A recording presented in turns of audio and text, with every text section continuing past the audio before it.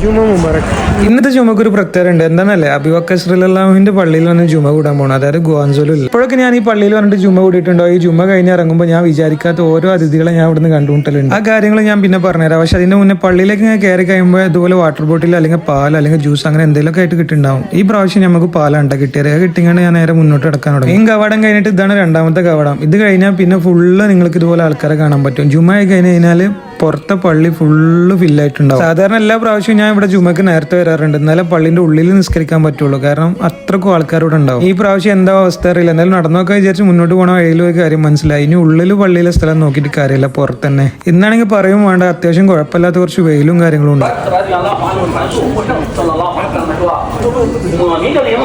വെയിലൊന്നും ഒരു പ്രശ്നമല്ല. പള്ളിന്റെ നേരെ തൊട്ട് മുന്നിൽ തന്നെ നമുക്ക് എന്തിട്ടുണ്ട് സ്ഥലം കിട്ടിയിട്ടുണ്ട്. കുത്തുബയും കാര്യങ്ങളെല്ലാം അറബിയിലാണ്, പക്ഷെ അതിനെ തൊട്ട് മുന്നിലൊരു പ്രസംഗവും കാര്യങ്ങളെല്ലാം ചൈനീസിലാണ്.